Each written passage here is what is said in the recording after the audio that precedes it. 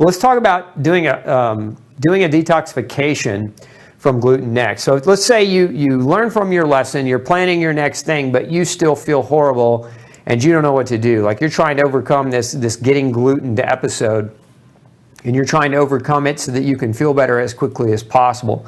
So the number one rule in this is time heals all wounds, right? Time heals. Your body will heal if you quit throwing in what damages it. So time will heal, but you have to stop the gluten. It's not going to heal if you don't do that. So number one is understand that time will heal. Now, some people want to accelerate this time frame, right? And there's some nuances to this, because one of the nuances is if you inflame the intestine when you get glutened, what happens as a subsequent to that is, remember what I mentioned earlier, your microbiome, you diminish your microbiome, you cause a leaky gut, so you spring a hole in your GI tract lining. Like, these are actual known things that happen when somebody with gluten sensitivity eats gluten anyway, right? So you get an inflammation in your intestine, you deplete your microbiome to a certain extent, you spring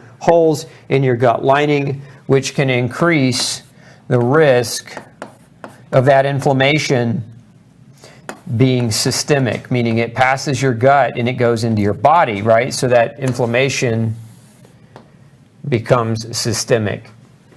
And so that could cause, like, let's say it causes, for some people it might cause joint pain, for other people it might cause liver inflammation, other people it might cause vision issues or headaches. It just depends on who the person is and what their response to gluten is. But we know this is one of the side effects of what happens. How much gluten does it take? Well, I'm not going to write the answer on the board. We're actually, let's do a giveaway tonight. I want to do another giveaway because I'm in a holiday spirit mood. First person that gets this one right, not the first, we'll pick, because a lot of you know the answer, and everybody, the same people are winning all the time. So I'm going to have my team pick. But person who gets this right, we're going to give away a free copy of No Grain, No Pain for the holidays. How much gluten is enough to cause inflammation in the body for up to 2 months? Okay, so we're going to be taking answers to that question over the course of the next few minutes, and we'll pick a winner, and I'll come back and answer it. So how much gluten? Again, that's the question. How much gluten exposure does it take? It doesn't take much. There's your only hint I'm going to give you. How much gluten exposure to create damage times 2 months? Okay. So again, you get that exposure. You did it to yourself. You know that there's this 2-month period where there's going to be initially a very acute phase of inflammation, which is generally more symptoms, more problems. But over the course of that 2 months, your body, again, heals. Time heals. Your body can heal if you quit getting exposure. But what you've created is you've created a microbiome defect. You've created a leaky gut scenario, which increases the risk for systemic inflammation, not just localized inflammation to the GI tract.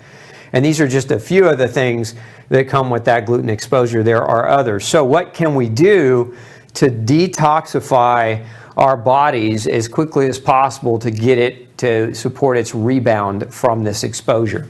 So number one, this is my favorite thing right here to do. So this is by far my favorite thing to do when somebody gets gluten. And it's called a vitamin C flush. What is a vitamin C flush? It's using vitamin C in higher doses over the course of a few hours to drive water into the bowel to flush the bowels out. So we're basically trying to flush. If we got any gluten in there that's lingering from, maybe for some people gluten causes constipation, so they get that exposure, that protein's just hanging out in them for a few days and it's just repeating damage and causing more and more damage. So we want to flush those bowels out. That's one of the first things that we want to do. Now, vitamin C flush is not something you want to do every day. It's not something you want to say, okay, I'm going to eat gluten every day and just do a vitamin C flush. Like, that's a bad idea. Don't do that. But if you get occasional exposure, this is a very good thing that you can do to cleanse out your bowels, to clean them out, push things through your bowels and out of you, right? So how do you do a vitamin C flush? What's the strategy? What do we need to do a vitamin C flush properly? So number one, we need to do it on an empty stomach. So if you're going to do a vitamin C flush, don't eat a big meal and then do a flush, because all you're going to do is take that food you just ate, and it's going to that you're going to just pull a bunch of water into the bowel, and you're going to feel horrible. So you want to do it first thing in the morning on an empty stomach. Best to do it first thing in the morning. So we'll just put a little AM right here. So do it in the AM. Do it first thing in the morning on an empty stomach. You want to set aside all day if you've never done it. Now, if you've done it before and you have an idea of what it's like to do a vitamin C flush, you may not need to set aside your whole day. But if you're newbie, if you're new at this, there are pretty rare cases. We see this a lot in the practice, but there are rare cases where people's health is poor enough where it takes them 8 hours or 10 or 12 hours to get through a vitamin C flush. And what you don't want to do is start this thing, okay, and you got to be at a party in 3 hours, right? So plan your day around the flush. Don't plan the flush around your day. I actually had one time a woman, she came to see me. She didn't listen. She just totally ignored this advice. She ended up going to work wearing white pants. I'll let your imaginations fill in the gap, but you can imagine it was not a good ordeal for her. So plan your day around the flush. For most people, on average, it takes about anywhere between 2 and 4 hours.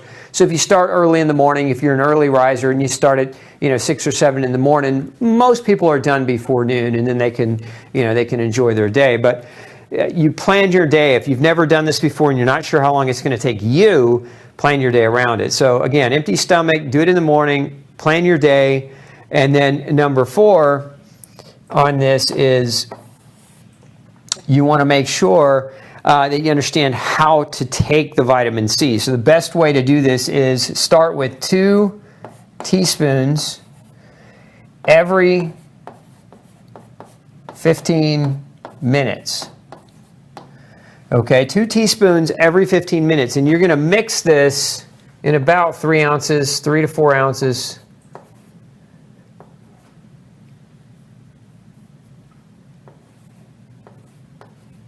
of water. You want to use water. Don't use a different beverage. Use water. And you don't want to do this with a pill form of vitamin C. You want to do this with a pure ascorbate form of vitamin C. You don't want to use a pill. It won't be fun. If you try to use a pill, it won't happen very quickly. Powder's the way to go. If you're using Detox C, which is my grain-free, gluten-free, corn-free, buffered vitamin C. That's the other thing. You want to use a buffered vitamin C, one that's mineralized, so that it prevents the acid from just irritating your stomach lining that's already irritated because you got gluten exposure. So again, it's 2 teaspoons, which is equivalent to about 6 grams. So 6 grams of vitamin C. It sounds like a lot, but you can do that every 15 minutes until your bowels start moving. And what does that mean? That means diarrhea. So you start having liquid bowel. And so once that happens, once you hit that point, stop. Don't take any more vitamin C. For most people, this takes about 4 rounds. So you take 2 teaspoons 4 times over an hour period of time, and then your bowels start moving. They start pushing. And then their bowels will push for an hour to 2 hours before they're done. And that's just going to clean you out. It's just going to basically move everything that's in you. If you're constipated and you've got gluten protein stuck inside of you, it's just going to help push that stuff out. So the flush, again, can be very, very effective at just cleansing the bowel. But the other reason I like to do the flush is it saturates you with vitamin C. It saturates the system with vitamin C. Why do we want to do that? Vitamin C has a lot of anti-inflammatory properties. Vitamin C has binding properties, so it can be very, very effective. There's some research that shows that celiacs actually heal better when taking vitamin C. So again, this is a very smart idea if you went out and glutened yourself, is to get your bowels flushed. If you're trying to detox quicker and get that gluten out of you as quickly as possible, flush it out of you. It's a one-time event. It's a one-day event. Don't do this every day. Again, don't justify eating gluten on a regular basis and just say, hey, Dr. Osborne said I could just do a flush. It's not what I said.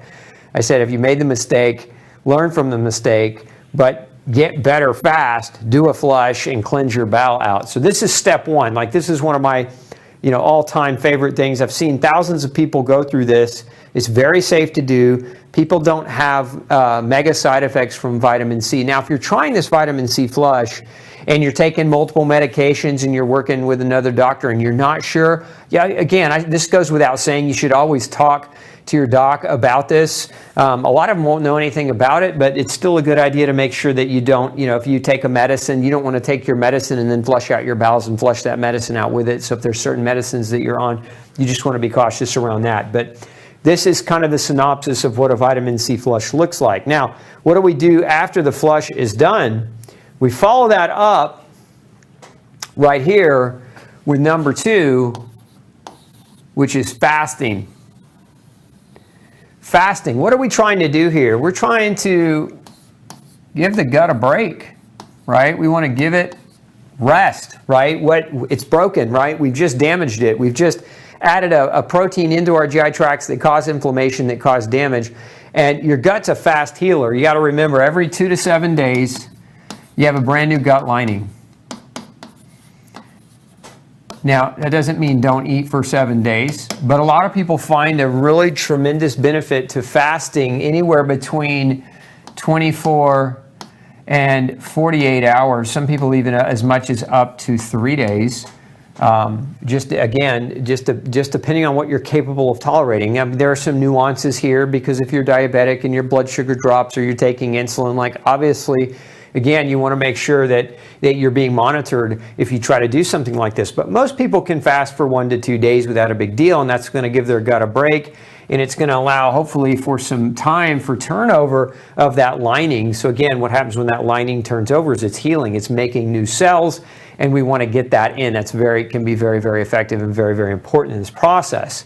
There's some other things that you can do. So we do a flush and then we do a fast, right? So flush, fast, and then there's some other supplements that I generally recommend as well. And so I've alluded to some of these already. So like Biotic Defense is a probiotic designed to help restore and support the normal healthy flora that gluten has been shown to diminish. So this is just a probiotic that can be taken if you do get gluten exposure, just to support that microbiome. The other thing is Gluten Shield. So again, I mentioned this earlier, but these are enzymes that help degrade and break down any gluten that could be potentially still lingering in your intestines, even after a flush. And so, yes, you can take these on an empty stomach.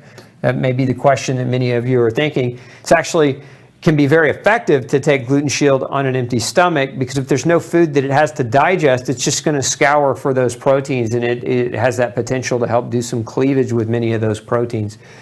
And then there's another supplement that I really like called Immune Shield. I mentioned this a minute ago. What Immune Shield does is it acts like a surrogate set of handcuffs for your immune system. So it binds onto toxic proteins and other things in the GI tract. Immune Shield, the ingredients in Immune Shield have been shown to bind onto bacterial toxins, to fungal toxins, and other types of food-based toxins, and help your body dispel them through your bowel movements. So again, these are designed to just help restore the flora, make sure that your gut has enzymes to help it degrade any potential gluten that's lingering around, and to create an immune barrier or help that immune function, support that immune function. And then we talked about vitamin C already as doing the flush. So this is my favorite strategy. Is number 1 is a vitamin C flush.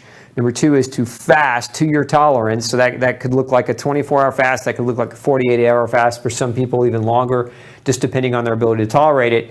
And then during the fast is to use these. Now, how much of these would be appropriate to use? In this case, about 2 of these a day. In this case, about 4 a day. And in this case, this just depends on whether you're taking the powder or the pills. But I prefer the powder, because it's equivalent. 2 scoops of this powder is equivalent to 8 pills. So if you don't mind swallowing the pills, no big deal. But if you'd rather just drink it in water, that could be easier for some people to do. So again, doing this protocol for over a 3-day period, if possible, right, to get you back to hopefully to being pre-glutened, if that makes sense. So Look, again, I didn't teach this tonight because I wanted you guys to like have an excuse to go eat gluten and then just have a way to kind of try to recover. Ideally, you just don't want to eat gluten and you don't have to do this. But again, I understand that some people are going to get gluten. Sometimes it's just a pure mistake, and sometimes it's your mistake. But I want to give you I wanted to give you some options tonight on what you could do. So again, this was my very simple strategy on detoxifying after the holiday party if you get gluten exposure. Hey, don't forget to check out the rest of the series right here. Make sure you hit subscribe below. And as always, thanks for tuning in.